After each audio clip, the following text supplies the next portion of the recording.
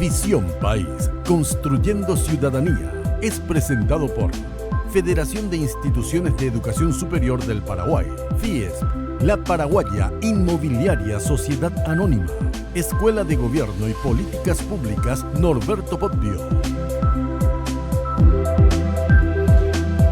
Buenas noches, bienvenidos a Visión País, agradecemos su preferencia.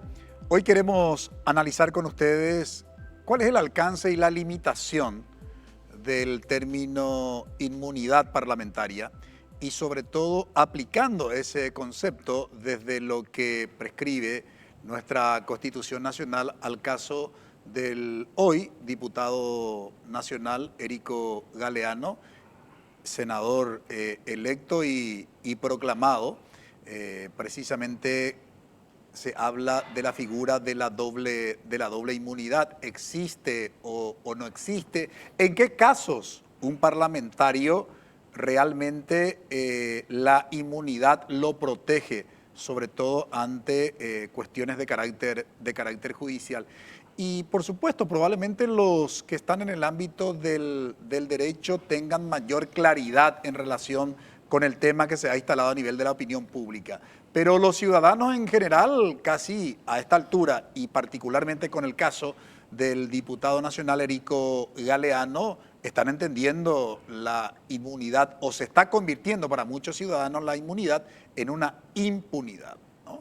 Hoy queremos justamente en Visión País analizar cuáles son las interpretaciones constitucionales de la inmunidad de un diputado y de un senador, conforme, obviamente, y valga el énfasis, en el marco de lo que preceptúa nuestra Constitución Nacional. Nos acompañan hoy en Visión País el abogado Jorge Rolón Luna, constitucionalista y ex juez electoral. Muy buenas noches, Jorge, y gracias por aceptar la invitación.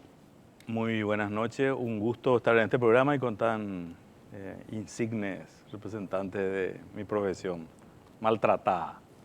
La mayor parte del tiempo. Después vas a explicar por qué maltratada, porque yo siempre le veo muy bien a los abogados. También nos acompaña el abogado Robert González en su carácter de presidente del Instituto Paraguayo de Derecho Constitucional. Muy buenas noches, Robert, y gracias por aceptar la invitación. Buenas noches, Francisco, buenas noches a la audiencia, gracias por la invitación y permitime aclarar de entrada que todo lo que vaya a decir no lo voy a hacer en mi condición de presidente del instituto, sino a título personal. Ajá. Importante aclaración, pero queríamos presentarlo en ese carácter, sobre todo porque está liderando una organización y además también para hablar de que hay, digamos, una organización que nuclea a los que están dentro del área constitucional. También nos acompaña hoy en Visión País el abogado Hugo Estigarribia, constitucionalista y ex convencional constituyente. Muy buenas noches, Hugo, y gracias por aceptar la invitación. Muy buenas noches, Francisco, un placer estar aquí. Mi saludo a Robert, a Jorge y a la teleaudiencia. Esperamos, como siempre, en Visión País, hacer pedagogía, contribuir a aclarar las dudas que se generan en torno de algunas cuestiones muy, en este caso, técnico-jurídicas, pero que tendríamos que comprender como ciudadanía. No se trata de una cuestión menor. El caso de la aplicación del concepto de inmunidad parlamentaria a la situación por la que está atravesando el diputado nacional Érico Galeano. Brevísima pausa.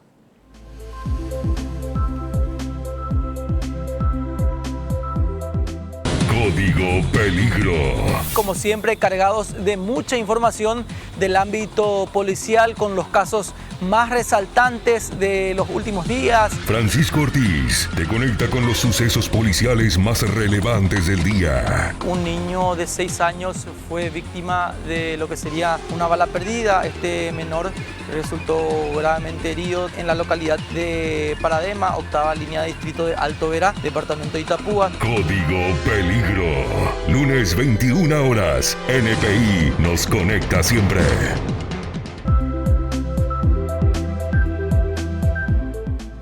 El gran filósofo, maestro Sócrates, hace más de 25 siglos, se preocupaba por la comprensión de los conceptos. Evidentemente que para entablar cualquier diálogo y más aún para hacer un análisis, los conceptos son muy importantes para comprender lo que se está planteando. En ese contexto, cuando hablamos de inmunidad parlamentaria. ¿A qué nos referimos antes de entrar en lo que dice la Constitución Nacional, Jorge? Bueno, en primer lugar, quiero señalar que creo que todas las personas con interés en el ámbito de lo público pueden y deberían opinar sobre estos temas. Lo constitucional no es privativo de los expertos, algunos de ellos dudosamente calificados así. Ahora, cualquiera que quiera hablar del tema debería fundamentar lo que dice. Sí, yo particularmente he visto posicionamientos con respecto a este tema en particular, pero sin ningún fundamento. Entonces, la labor de quienes queremos de alguna manera clarificar esto, y no digo aportar porque ese es un verbo que el paraguayo usa con mucha frecuencia, levanta la mano y dice yo quiero aportar y realmente no se sabe, ni él sabe si va a aportar o no algo. Yo tampoco sé si voy a aportar algo, pero vamos a tratar de clarificar por lo menos. Y en primer lugar, y veníamos conversando acá off the record con los miembros de este panel, hay una cuestión importante que es el origen de esta institución, las razones por las que son creados los fueros e inmunidades en algún momento, ¿sí? Y a partir de ahí comprender la institución. Eso llevaría un montón de tiempo que no tenemos, pero básicamente en el momento en el que fueron creados estos fueros o inmunidades, era un momento en que había una gran rivalidad entre los ejecutivos o la corona, los parlamentos que emergían como un poder muy importante y un poder que era básicamente popular, a diferencia de los ejecutivos o las coronas o los tribunales que eran poderes básicamente representantes de los sectores más privilegiados, ¿sí? No se habían sacudido aún del antiguo régimen, digamos. Entonces había que proteger a los parlamentarios o congresistas, incluso en cuestiones básicas y elementales hoy impensadas, que pueda llegar a la sede parlamentaria y votar un tema determinado, que pueda decir lo que quiera decir sin riesgo de verse inmerso en un proceso judicial, etcétera. En el caso de Estados Unidos, las grandes distancias que tenía que recorrer un representante de un estado determinado hacía que se vea sometido a peligros durante ese largo viaje y había que protegerlo en ese viaje para que llegue a salvo a donde tenía que decir lo que debía decir en su carácter de representante de sus electores. Hoy en día ese escenario ya no existe, ¿sí? Entonces, por un lado, por eso las constituciones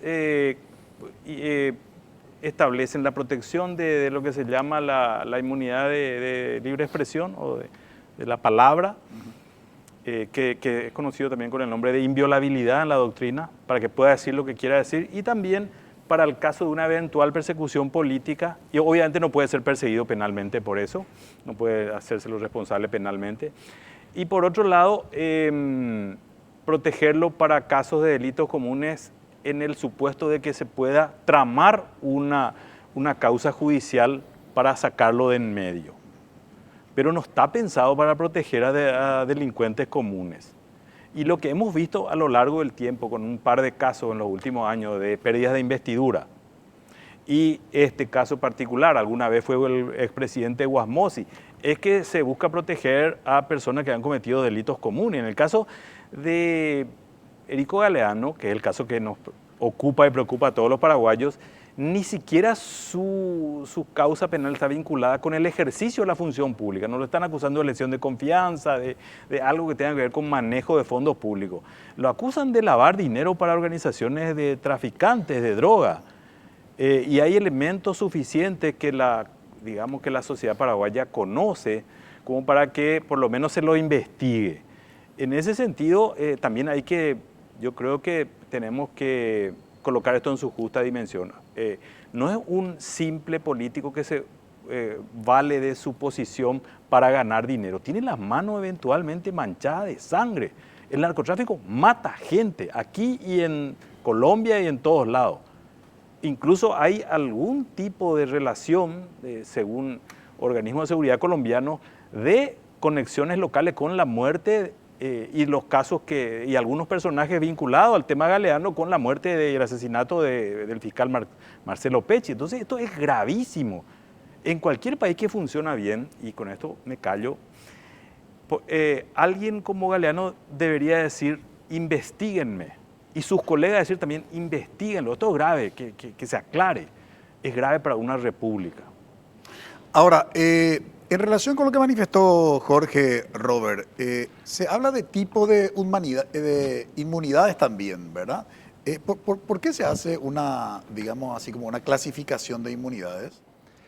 Bueno, la clasificación tiene que ver con reforzar esa protección dada por los fueros parlamentarios. Como bien explicaba el doctor Rolón Luna, acá tenemos que entender que cuando nacen estos institutos, nace el constitucionalismo moderno. Y el constitucionalismo moderno nace, entre otras cosas, para evitar la concentración absoluta del poder. Y como consecuencia de ello se decide fraccionar, dividir el poder y además establecer mecanismos de control recíproco, siempre teniendo como miras, entre otras prioridades, que quien ejerce más poder, en este caso los ejecutivos, no puedan avanzar ilegítimamente sobre los demás poderes. En ese contexto, lo que se estableció es que los parlamentarios, en la inteligencia de que ellos estaban en mejor posición para contrapesar el poder, para controlar el ejercicio del poder ejecutivo, debían tener ciertos privilegios que se consideran absolutamente legítimos. Esos privilegios están dados por la opinión, es decir, tienen mayor margen de maniobra que nosotros 4 en esta mesa para decir lo que les parezca en el ejercicio de sus funciones. Tiene que ver con no ser en alguna medida ligado a una investigación judicial si es que no hay fundamentos suficientes. Y tiene que ver, como decía el doctor Rolón Luna, de que no pueden ser ilegítimamente privados de su libertad, detenidos si acaso o para tratar de evitar que esa detención impida que cumplan con su tarea. Entonces esa es la razón de ser. Así las cosas, lo que tenemos, Francisco, es que estamos en presencia de privilegios constitucionales legítimos utilizados en las democracias, en las devaluadas democracias del tercer mundo, pero particularmente en Paraguay, de manera absolutamente ilegítima y espuria.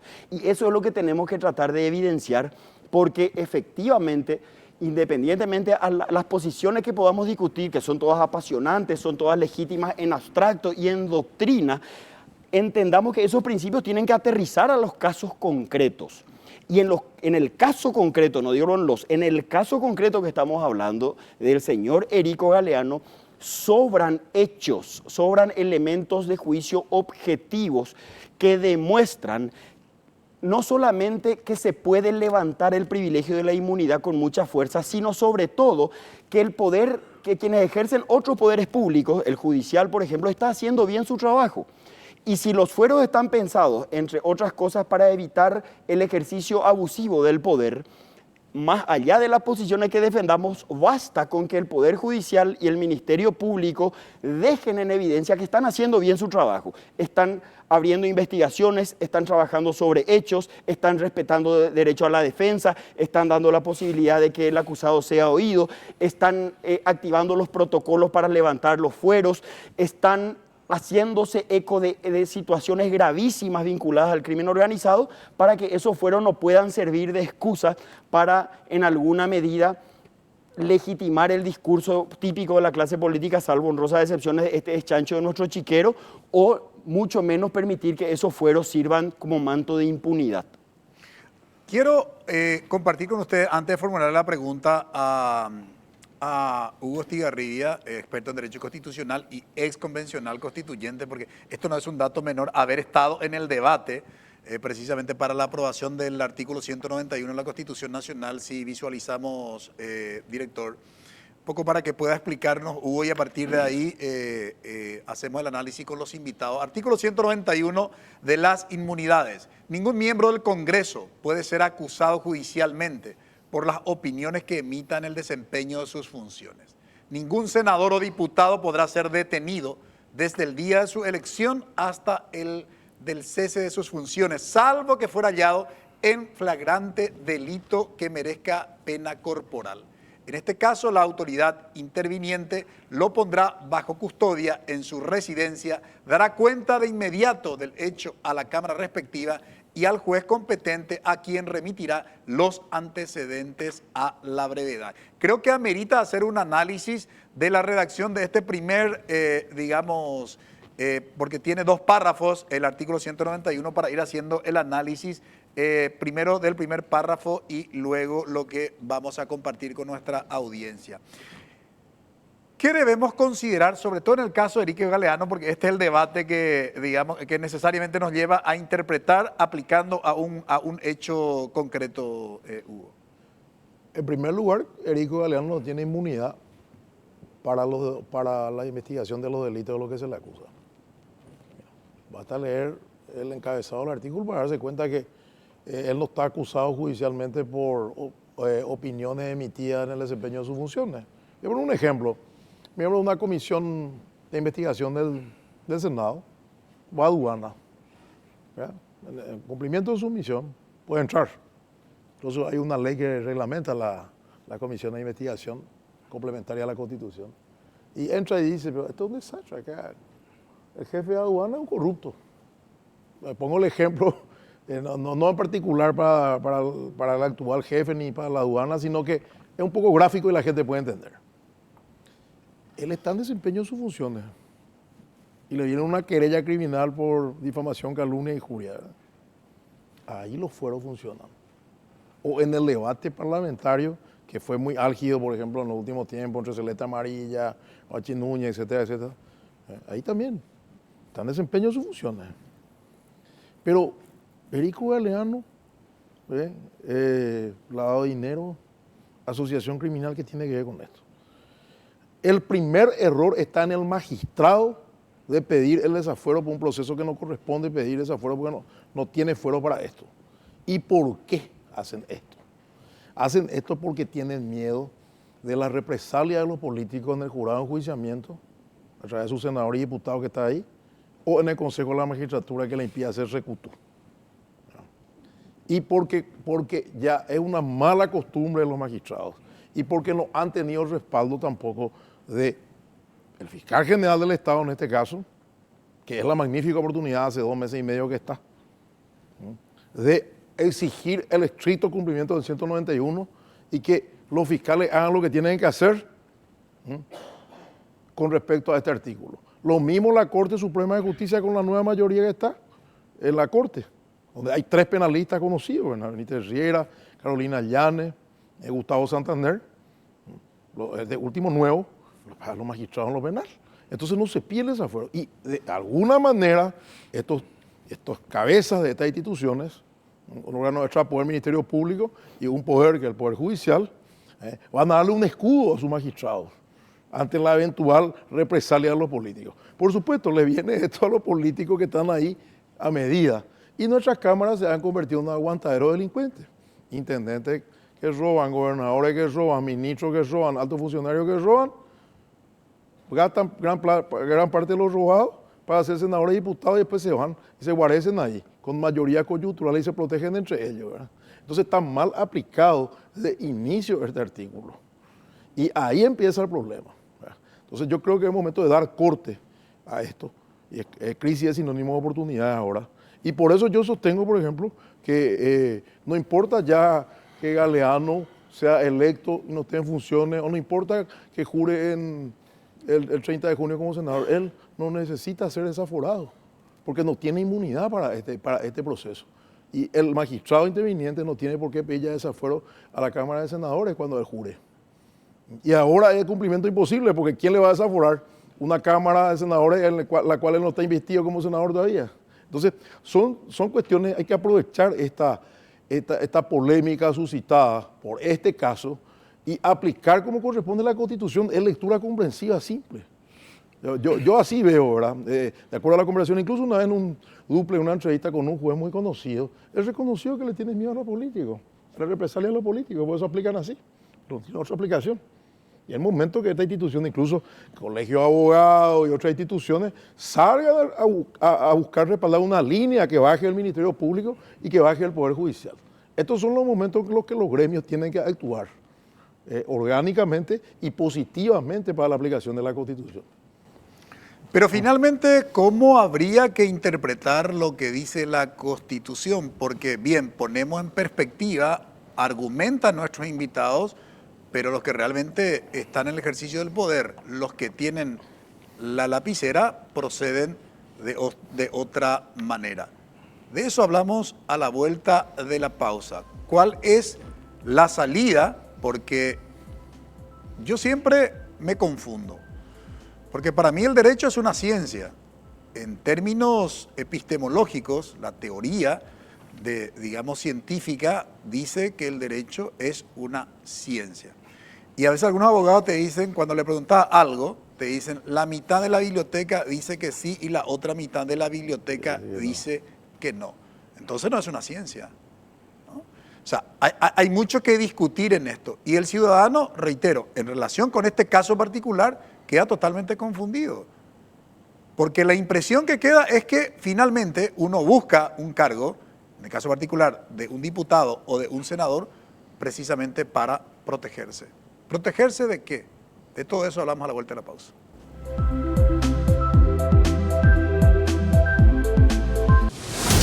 NPI Deportes. Te conectamos con las diferentes disciplinas del deporte. Señorita Nicole, ¿cómo le va? ¿Cómo está? Hola Ernesto, ¿cómo estás? Súper bien.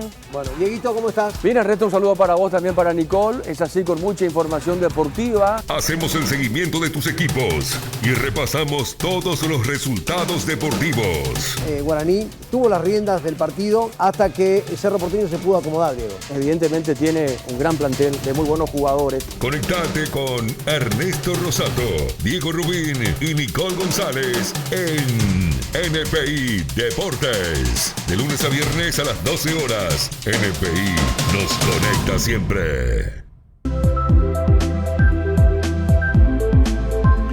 Queremos interpretar el artículo 191 de la Constitución Nacional. Este es el segundo párrafo.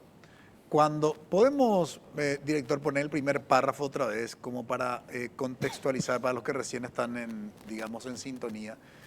Ningún miembro del Congreso puede ser acusado judicialmente por las opiniones que emitan en el desempeño de sus funciones, que es a lo que se refería precisamente el doctor Hugo Estigarribia, ¿no?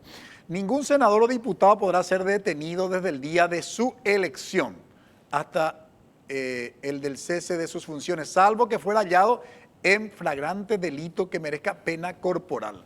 En este caso, la autoridad interviniente lo pondrá bajo custodia en su residencia, dará cuenta de inmediato del hecho a la Cámara respectiva y al juez competente, a quien remitirá los antecedentes a la brevedad. Mantener nomás, por favor, la placa, porque quiero formularle la pregunta al doctor Jorge Rolón Luna.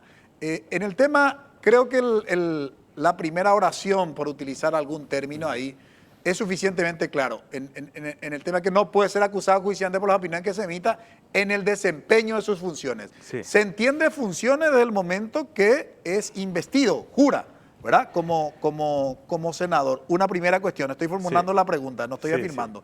Sí. Y lo otro, Jorge, el tema que dice ningún senador o diputado podrá ser detenido desde el día de su elección hasta el cese de sus funciones, salvo que fuera lo que viene a continuación.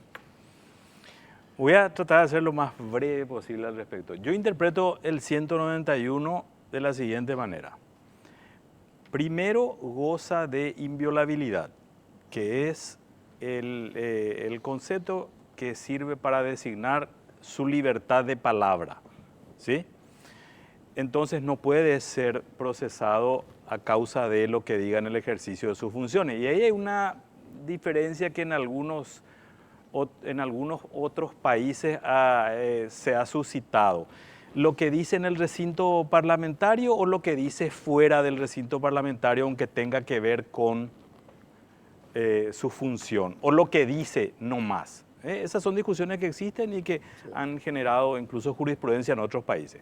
Primera cuestión. Segunda cuestión, no puede ser detenido. La detención técnicamente es aquella que corresponde al fiscal que ordena una detención, por ejemplo, en un procedimiento u ordena una detención en una causa recientemente iniciada para que una persona se someta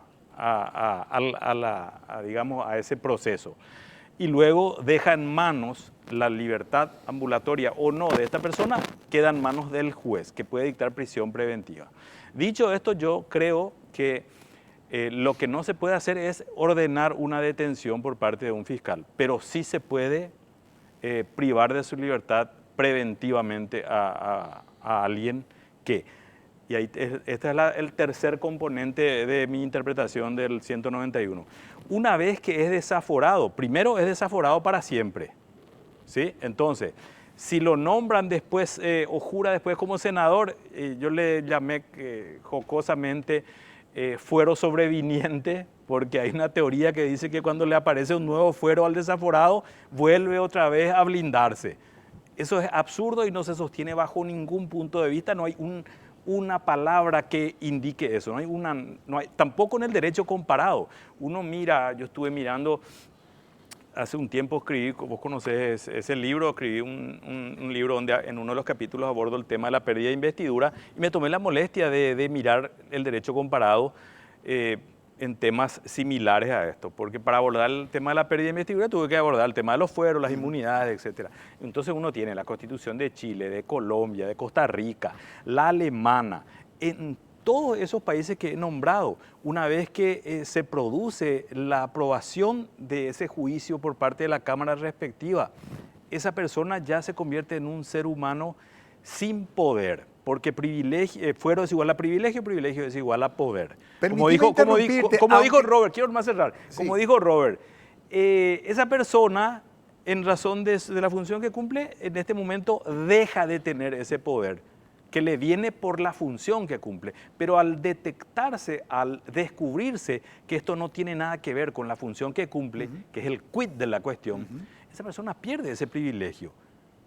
Y acá viene la pregunta, Jorge, sí. Que quería para una mayor aclaración. Sí. Aunque se trate de otra Cámara y de otro periodo, periodo legislativo. Totalmente, porque hay que pensar en la ratio legi, en este caso ratio constitucionem. ¿Qué es lo que la Constitución quiere proteger? Y lo dice la doctrina, pero en toneladas y toneladas del libro. Es la función legislativa, que tiene una doble vertiente. Proteger la representatividad, en algún caso puede ser el único diputado que representa a una minoría o que representa a un lugar geográfico determinado, ¿sí? O a una forma de pensar el mundo determinada, izquierda, derecha, centro, lo que fuere, y proteger la labor legislativa. Porque el legislador representa y legisla, no es que la gente cree que el legislador legisla, hermano, no, representa también. Es la voz de quienes lo votaron y de las voces que él quiera también eventualmente representar, porque no hay mandato imperativo en nuestra Constitución. Dicho esto, se lo puede procesar.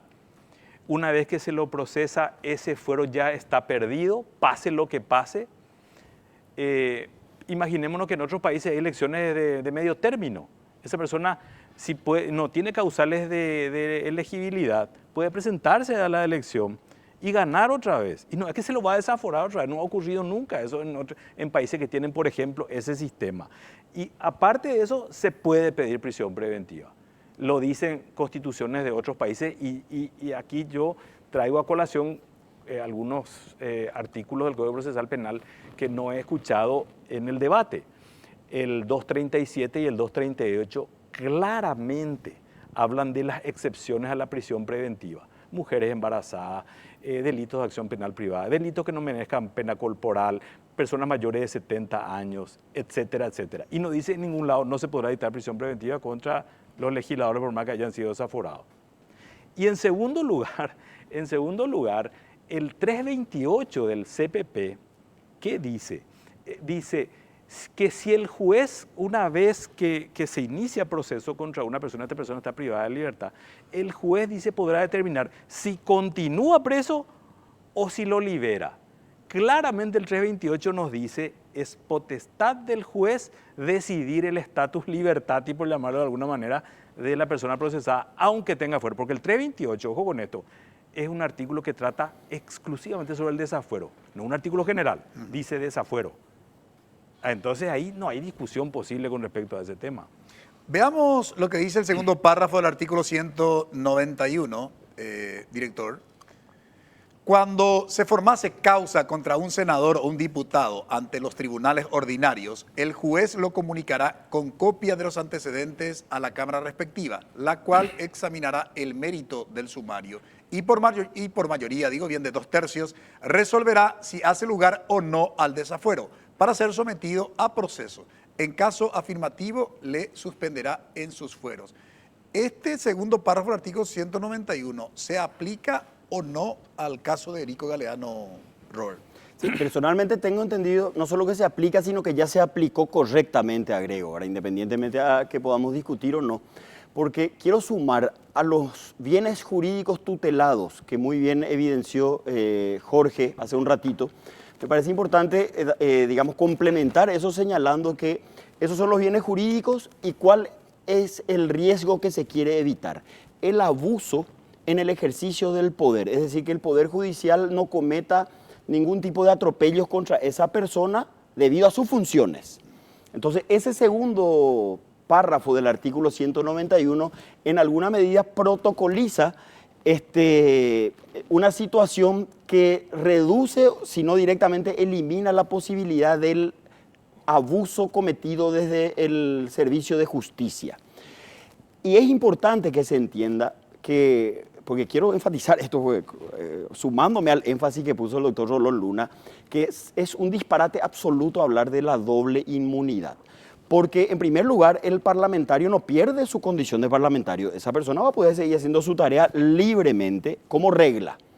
Pero levantado el fuero para una investigación concreta, queda sometido a todas las contingencias de esa investigación, incluida, por ejemplo, la posibilidad de la prisión preventiva. Naturalmente sería ideal que el juez, considerando las características del caso, se esmere en argumentación y en fundamentación para que quede clarísimo que hay méritos para una prisión preventiva. Pero ¿por qué es descabellado hablar de una, digamos, una obligación de volver a solicitar el desafuero a otra Cámara? Porque hay que aterrizar al caso, como dije en el bloque anterior, y en ese sentido el órgano competente, la Cámara competente, en el momento en que se solicitó el desafuero, era la Cámara de Diputados, que ya se expidió de manera absolutamente regular y legítima. Así las cosas, tenemos que en el caso concreto se han cumplido absolutamente todos los recaudos de fondo y de forma para que el señor Galeano quede sometido a esa investigación concreta con todo lo que ello implica. Repito, incluida la posibilidad de la prisión preventiva, que quiero agregar que es latente considerando que se está investigando. Y la ciudadanía, por favor, que tenga presente esto. No solamente no estamos en presencia de una situación que involucre a un parlamentario en el ejercicio de sus funciones, sino que estamos ante una investigación abierta donde, en primer lugar, se va a abrir un proceso, y proceso es garantía, Francisco. Es decir, Galeano va a tener las garantías de que va a poder defenderse, va a poder articular defensas, va a poder, digamos, evidenciar eventuales abusos. Pero en segundo término, que es lo que a mí me parece demasiado importante poner sobre la mesa para el debate, en el marco de esa investigación, no solamente hay lavado de dinero, se asesinaron fiscales, se compraron aeronaves, se evidenciaron que hay bienes que es imposible demostrar para una persona como cualquiera de nosotros que vive de su trabajo. Es decir, hay tantos indicios que demuestran que el crimen organizado está metido hasta los tuétanos aquí, con posibilidad de respaldo parlamentario, es decir, con la posibilidad de que esto termine por consolidar una narcodemocracia, que por supuesto que tenemos que acompañar el trabajo que muy bien está haciendo la justicia en este momento en el caso concreto.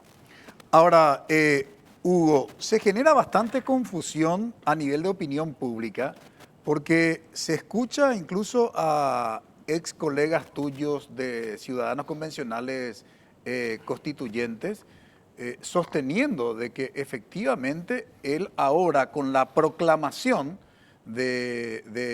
digamos, de senador electo activo, ¿verdad? Electo y proclamado, que ya pasa a ser activo, y lo que está esperando simplemente es la investidura que lo va a lograr a través del juramento. Uno dice, pero finalmente, ¿cómo habría que entender? Hago esta pregunta puntualmente en relación a la discusión. Seguro recordás a la discusión que tuvieron en la convención respecto para la aprobación de este artículo. Bueno, la idea es darle al al legislador inmunidad de opinión, o sea, libre voz, y inmunidad de arresto a consecuencia de la acusación judicial. Hay que desdoblar ese artículo un poco, ¿verdad? La Constitución diferencia detención y arresto en el artículo 12. Diferencia en el título, pero no tanto en el texto. ¿Verdad? En el 19 habla de prisión preventiva. Artículos que a lo mejor nos analizaron acá. Ahí el doctor analizó los 37, los 39. Cuento para el análisis, para también estudiar un poco. Habla de, por ejemplo, el 19, de que solamente la prisión preventiva procederá en el caso de estrictamente necesario de la medida judicial. Delimita la razón de la prisión preventiva. Otra vez hay discusión si... Ahora escuché una discusión entre magistrados de si prisión es igual a detención. ¿Verdad? O sea, imagínate el debate que se está generando. Bueno, para mí está muy claro, al igual que los colegas que están acá presentes, que ya se lo desaforó a Galeano y ya está a disposición de la justicia. La discusión es, ahora vuelve a tener fuero porque fue electo.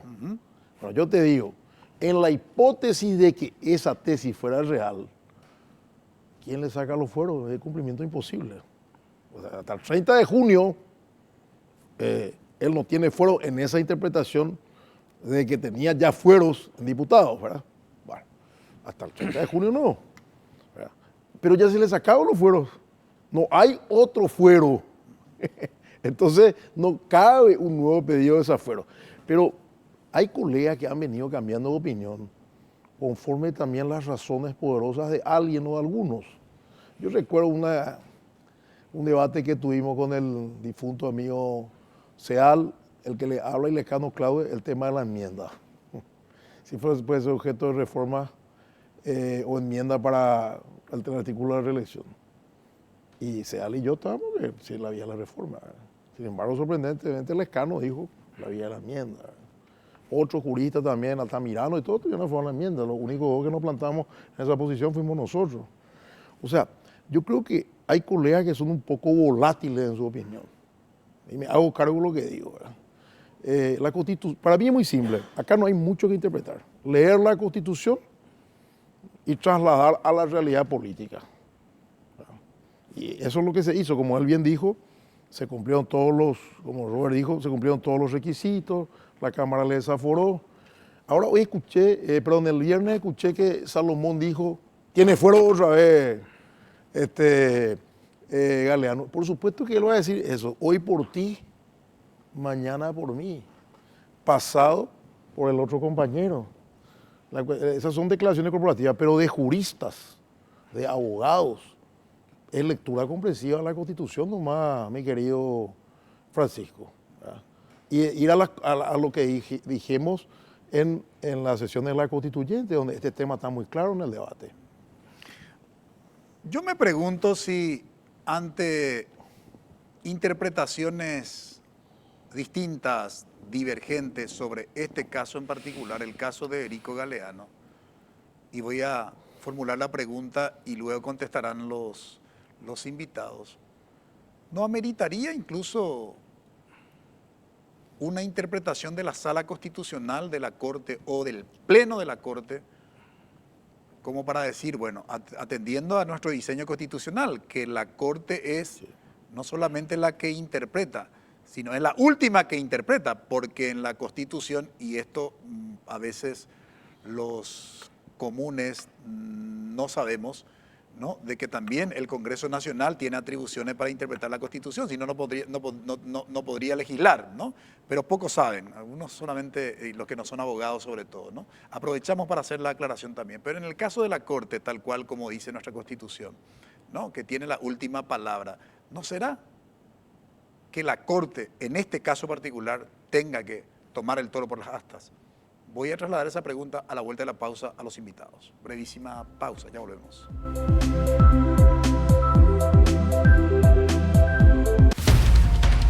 Teledía de 13 a 14. Nos centramos en informaciones que resulten útiles para el desarrollo de tus actividades. Una ambulancia que llevaba a un paciente grave fue retenido por manifestantes en la localidad de Villa Ayes Los paramédicos y enfermeros sufrieron momentos de terror. Conectate con Carolina Arévalo y Roberto Coronel en Teledía de 13 a 14. Qué desidia por parte de las autoridades. Varias ciudades que están así, con estos baches profundos y peligrosos. De lunes a viernes a las 13 horas, NPI nos conecta siempre.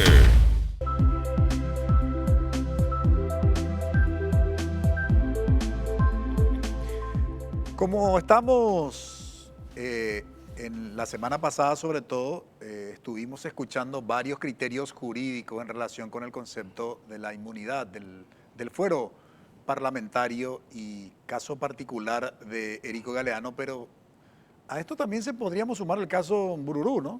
El señor Esquivel, que fue electo también legislador, ¿no?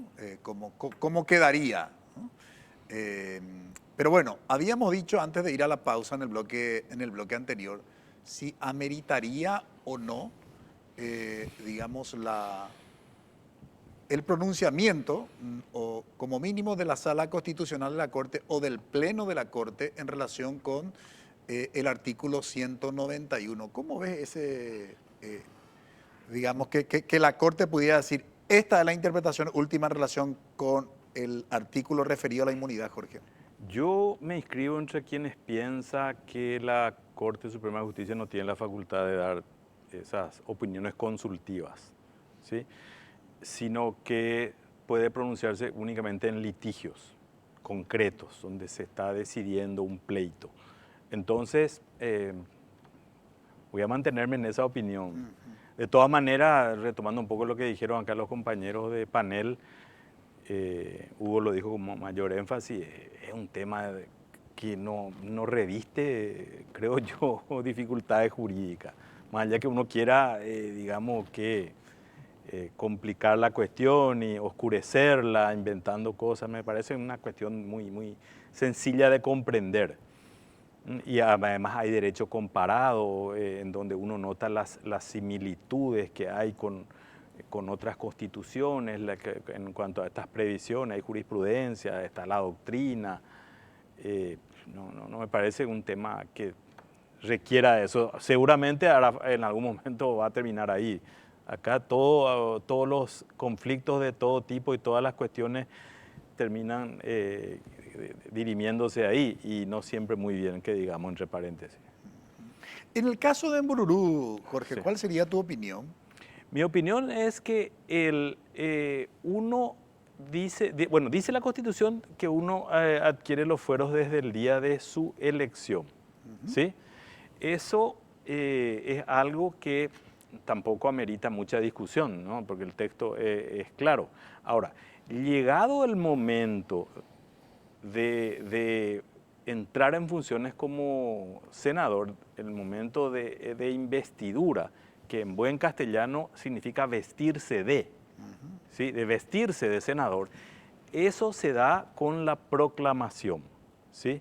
Y la entrada en funciones, pero me corrijo un poco, la investidura es ese momento, la entrada en funciones es cuando jura. Si este señor, por razones ex ante a su condición de senador electo, no puede hacerlo, pues no será senador. No podrá jurar, no podrá, y por ende no tendrá fueros. En ese momento le vuelve a desaparecer el fuero, ¿sí?, en mi opinión, porque el fuero protege la función parlamentaria. Si no llega a ser investido, proclamado, creo que se hizo una proclamación así a las apuradas, no sigo tan bien la cuestión en los medios, pero creo que fue así. Independientemente de eso, aún no ha jurado, ¿sí?, no entró en funciones. Desde el momento que no entra en funciones no es senador, entonces va a reemplazarlo otra persona y ese fuero desaparece. Pero no necesita, quiero hacer esta aclaración porque creo que esa es la pregunta de fondo, no necesita ser desaforado, no requiere, porque no es sobreviniente la causa.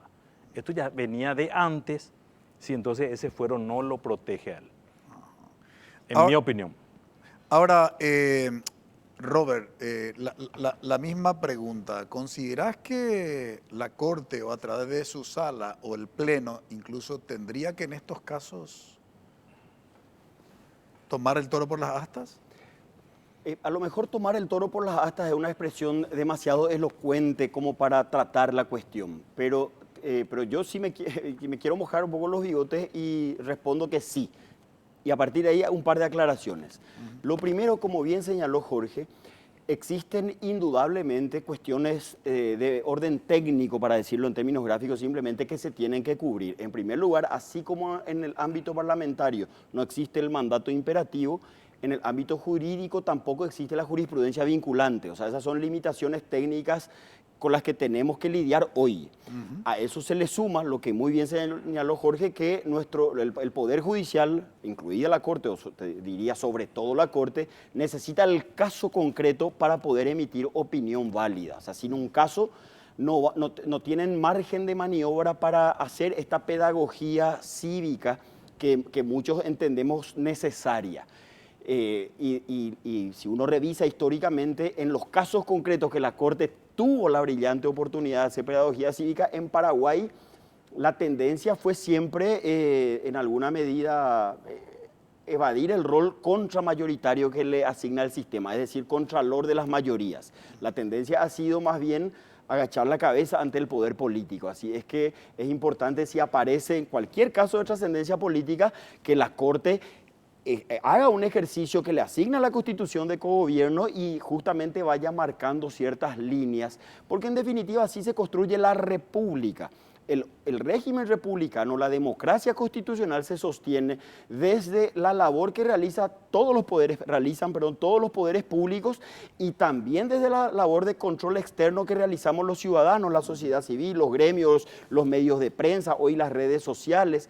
Esto, en términos de Michael Sandel, ayuda a robustecer el debate público. Y qué mejor que una sala constitucional, como hacen muchos tribunales constitucionales o muchas cortes constitucionales prestigiosas del mundo, y estoy pensando en Colombia, en Alemania, en España, etcétera, que bajan una línea muy interesante que abona el debate. Dicho eso, también hay que entender que una contingencia del modelo republicano es que los criterios judiciales son cambiantes, ¿verdad? Pensemos en ese sentido, tal vez, y perdón por desviarme un poco, pero simplemente no solo me entusiasma, sino para graficar, el ejemplo de la Corte norteamericana es muy significativo en ese sentido, donde, por poner lo último que se dio en un giro radical, el tema de la interrupción del embarazo o el aborto directamente, históricamente se tuvo una línea, luego eso cambió durante muchísimos años y ahora hay una suerte de nuevo criterio jurisprudencial. Entonces, el Poder Judicial va a tener siempre esa contingencia instalada, que los criterios son pendulares, pero con más razón hay que asumir posiciones y fundamentar bien las razones públicas. Sobre el mismo punto, Hugo. Yo creo que la Corte habla a través de sus fallos, en todos los casos sometidos a su consideración. Pero hay una excepción, justamente la consulta a los magistrados inferiores. Es la única oportunidad que la Corte puede ser órgano consultivo cuando magistrados inferiores le consultan. ¿Por qué? Porque un juez, voy a graficar un ejemplo en el Código Procesal Civil. Un juez recibe, por ejemplo, una cuestión inconstitucional, él no puede resolver. Va en consulta a la Corte, le faculta el Código Procesal eso. ¿Por qué? Porque es un tema constitucional del cual es competente solamente la Corte Suprema por la propia Constitución de interpretar la Constitución. La famosa excepción de inconstitucionalidad, por ejemplo. No es una vía muy ordinaria, ¿verdad? Siempre es la acción de inconstitucionalidad, no la excepción. Pero está la figura en el Código Procesal Civil. En este caso, yo entiendo, y incluso lo dije públicamente y lo sostengo, es decir, un fiscal tiene duda, en este caso, ¿verdad? Tiene que ir en consulta, probablemente, bueno, no, la Corte no es su órgano superior, pero él no es competente a decidir si es constitucional o no pedir un desafuero. Puede al juez y el juez puede consultar, ¿verdad? Entonces es un tema muy interesante, pues es el único momento que la Corte puede ser órgano consultivo. No te disparate de declararse entre sí inamovible hasta los 75 años. No, me declarás vos, ustedes tres mayoría, te declaro yo, o te declaramos nosotros a vos, que sos, ya te quedaste a los 75. Ahí no. una vez que creo que Jiménez Gaona planteó una declaración de certeza constitucional con respecto a privatizar el aeropuerto, algo así. Ahí no. La Corte no es un órgano de consulta, no es un órgano de asesoramiento. Dicta fallos. Y en su poder de administración de un poder del Estado, para la redundancia, dicta acordadas, resoluciones, toma medidas para los abogados, para los auxiliares de justicia. Eso sí. Y la única oportunidad es cuando tiene que interpretar la Constitución. Y porque ese magistrado inferior es incompetente para hacerlo. Entonces sí, esa es la única oportunidad. Me quedan 4 minutos y quisiera darle 1 minuto a cada uno. Jorge, ¿qué está en riesgo con estas interpretaciones divergentes respecto del artículo 191? Sobre todo en el caso de Erico Galeano, que, digamos, invoca su fuero para protegerse de una acusación bastante grave.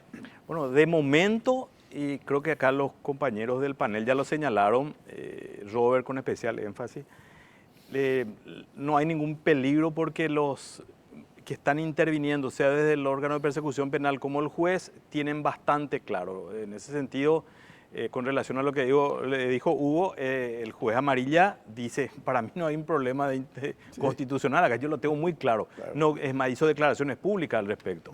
Entonces, de momento creo que se está haciendo un buen trabajo y resalto también lo que dijo Robert en el sentido que es muy importante también resaltar el hecho de que el señor Galeano tenga todas las garantías de un debido proceso, que ejerza con amplitud su derecho a la defensa.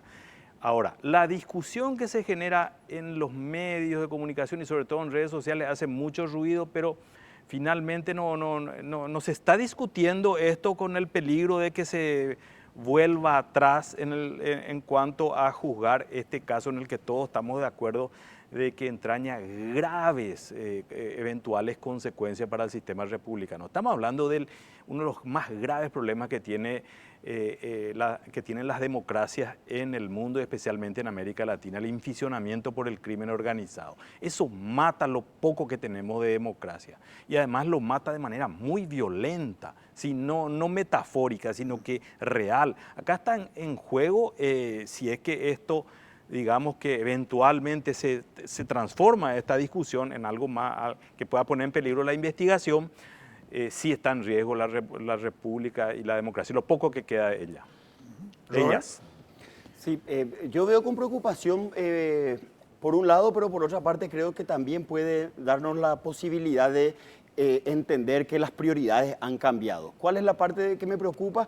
Me preocupa mucho, yo soy bastante más desconfiado que la media, y creo que la clase política utiliza estos temas como tanteo para hacer globosondas, digamos, para medir un poco el pulso y a ver si la ciudadanía va a aceptar o no los desaguisados históricos a los que nos tienen acostumbrados. Es decir, si vamos a aplaudirle o vamos a tolerar estas interpretaciones delirantes para que ellos, en beneficio de ellos mismos, sigan utilizando indebidamente los privilegios o las protecciones. Así es que la reacción que en ese sentido se ha dado en los medios, pero particularmente el Ministerio Público y el Poder Judicial en este caso concreto, son alentadoras. Estuvieron a la altura.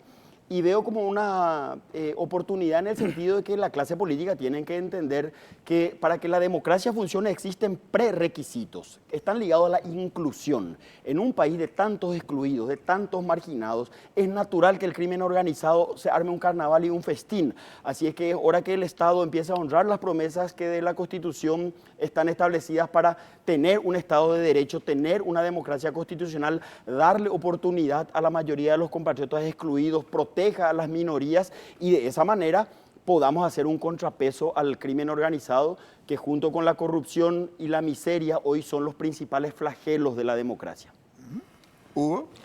Yo creo que crisis es sinónimo de oportunidades y creo que esta pequeña crisis de interpretación de la Constitución de este artículo nos da la oportunidad tal vez de evitar ya procesos que tengan fuero en el futuro para los parlamentarios, ¿verdad?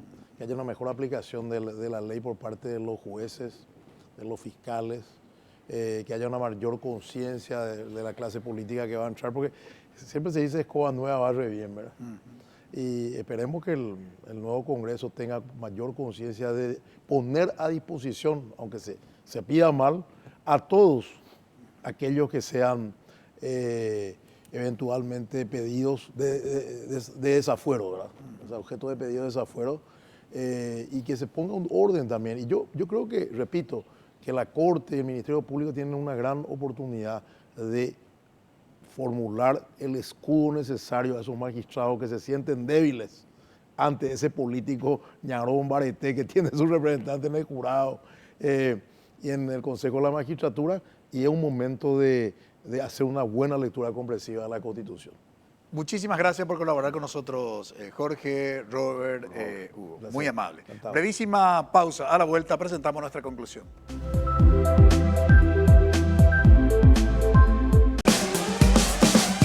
Buenos días, Paraguay.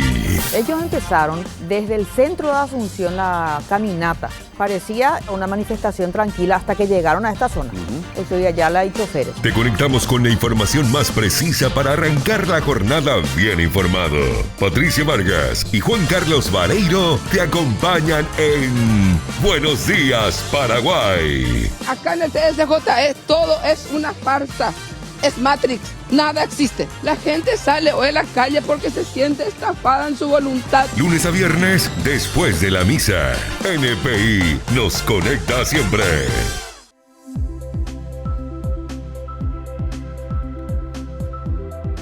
¿Cuáles son las interpretaciones constitucionales de la inmunidad de un diputado o de un senador? Ha sido el tema de análisis. Nos acompañaron constitucionalistas como Robert González, Jorge Rolón Luna y Hugo Estigarribia. Queremos rescatar algunas ideas que desarrollaron nuestros invitados. En el caso del doctor Jorge Rolón Luna, nos dijo que la inmunidad parlamentaria significa de que goza de inviolabilidad en el sentido de la libertad de palabra en el ejercicio de las funciones como legislador. En tanto que también nos dijo que el artículo 191 de la Constitución Nacional es muy clara cuando se refiere al tema de la inmunidad y que no se requeriría de una interpretación de la Corte Suprema de Justicia. Por otro lado, nos decía también el doctor Jorge Rolón Luna que las causas de Erico Galeano no está vinculada con sus funciones como parlamentario. En tanto que el doctor Hugo Estigarribia nos dijo que el caso de Erico Galeano no está acusado por emitir juicio como diputado nacional. Su causa es distinta a su investidura como legislador, en tanto que, decía el doctor Hugo Estigarribia, no cabe un nuevo pedido de desafuero, sobre todo porque la defensa, y no solamente la defensa de Erico Galeano, sino también los de la bancada, precisamente cartistas de diputados, hablaban de una doble inmunidad. Según el constitucionalista y el convencional constituyente Hugo Estigarribia, no existe la doble inmunidad. Y era del parecer, el doctor Hugo Estigarribia, de que la Corte tendría que pronunciarse en relación con este caso. Tendría que asumir la responsabilidad como órgano consultivo. En tanto que el doctor Robert González, presidente del Instituto Paraguayo de Derecho Constitucional, nos decía que la inmunidad es toda una institución dentro del derecho constitucional y tiene que ver con el equilibrio de los poderes del Estado. Por otro lado, nos decía que la Constitución Nacional no contempla la doble inmunidad de un legislador, en la misma línea que todos prácticamente coincidían. Finalmente dijo que en el caso de la causa de Erico Galeano, el doctor Robert González nos dijo que en el caso de la causa de Erico Galeano se está cumpliendo de fondo y de forma con el procedimiento establecido en el diseño legal. Es decir, se les garantiza su derecho a Erico Galeano en este proceso, en este sometimiento a la justicia. En estos casos es donde esperamos que nuestras autoridades, tanto políticas como judiciales, actúen conforme a lo que diseña la Constitución de la República. Eso esperamos como ciudadanos y estaremos muy atentos a ver cuál es el desenlace de esta situación. Agradecemos su preferencia, que todos tengan un buen inicio de semana. Buenas noches. Visión País, construyendo ciudadanía, fue presentado por Federación de Instituciones de Educación Superior del Paraguay, FIESP, La Paraguaya Inmobiliaria Sociedad Anónima, Escuela de Gobierno y Políticas Públicas Norberto Bobbio.